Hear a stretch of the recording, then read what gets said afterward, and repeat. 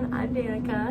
I'm Ashlyn. And we are going to be making a podcast about divorced parents and how to cope and how to deal with it. We're doing this for our 20-time project, which is basically like either learning new things or creating something to help others.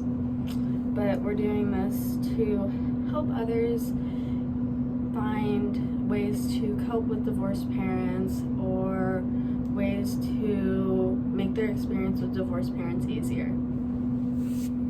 Okay, so we both have experiences ourselves through family. Divorce has really impacted our life. So I'll talk about my divorced parents story first. So when I was about 3, we moved back to where my parents lived, hometown. They lived in another state, so they moved back to where we live now and stuff. And so when my parents were younger, they were always, neighbors and things. And so when they got married and they had me, everything was fine. And then when I turned about 3, they got a divorce. And there's a lot of stories that I've heard about why they got divorced, but I just think it was both a mutual thing. They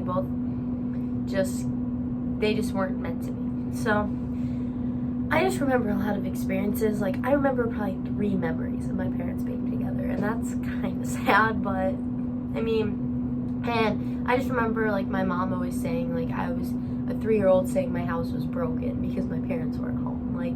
I don't know, when you're younger, you don't really, when you get older, you don't remember how that made you feel, but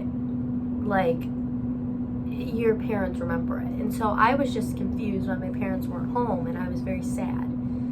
But as I grew up, I got to the point where there was some instances where I had to choose between, if I can go to my dad's house this weekend, I have to stay with my mom, and it just got really hard. And then my dad had 3 other kids, 3 brothers, and my mom they both got remarried. My mom had my sister, and so I just always kind of felt tossed in between. And not really like that now. It's just there's some instances where things might come up that I still have to choose where I go, and it really makes me upset because I don't want to feel like I'm choosing between one parent or the other. But sometimes you have to choose what house is gonna make you a little bit you have something to do, you have to stay here, you have to go do this, and you might have to miss out on some experiences, and it sucks.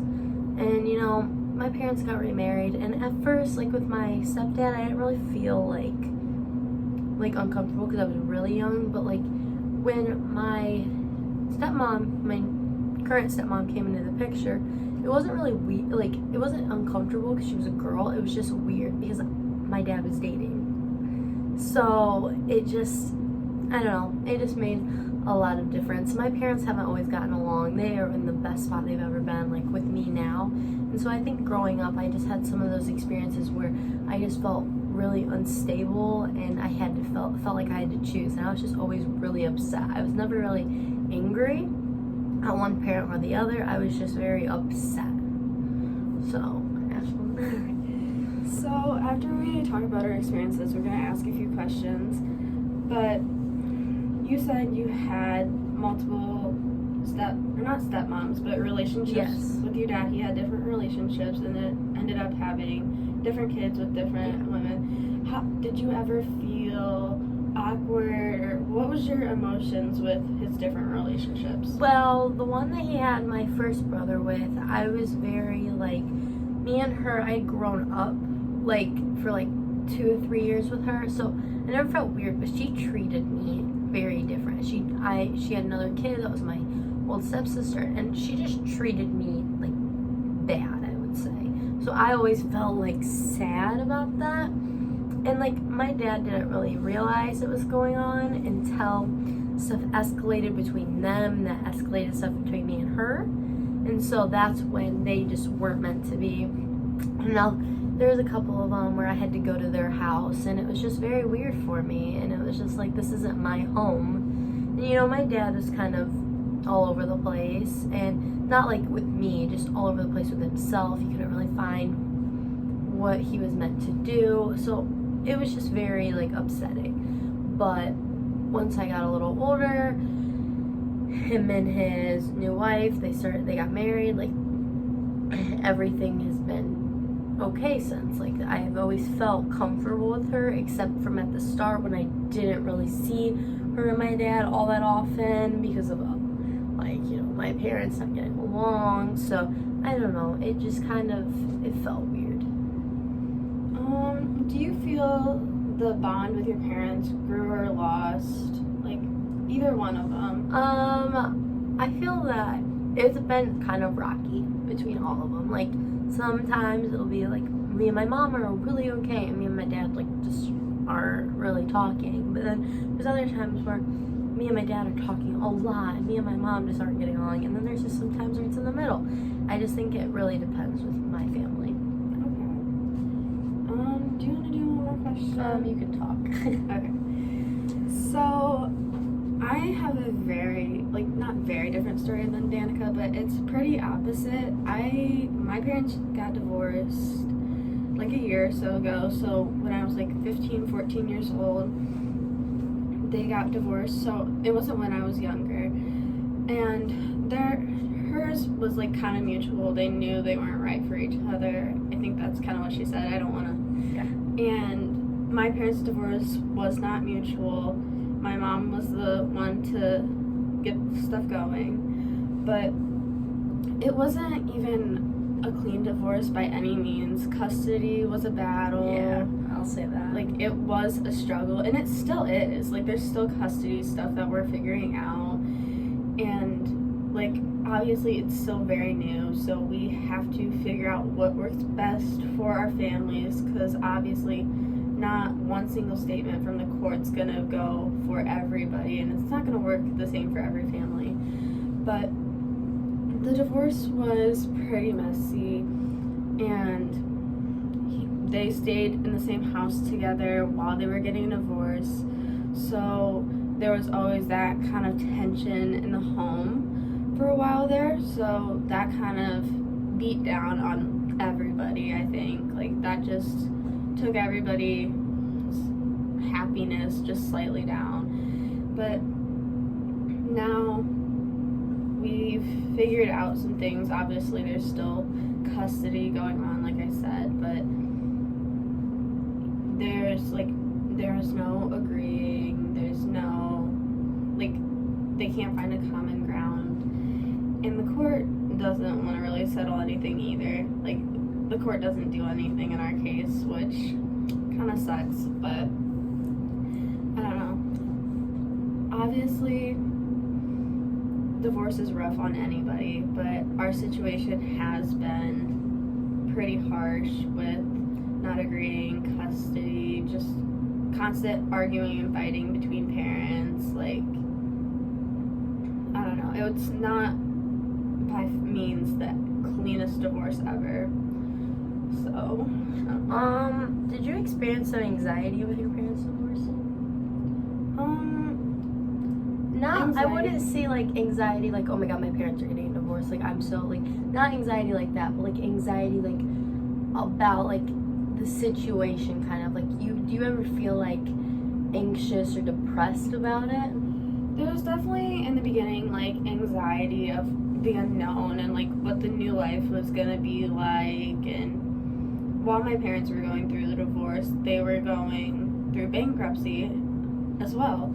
So we ended up having to move out of our house, which there was worry about having to find a new place, having a whole new schedule because of the divorce. Like, obviously we had to go see both parents. Like, it wasn't just staying at a solid place.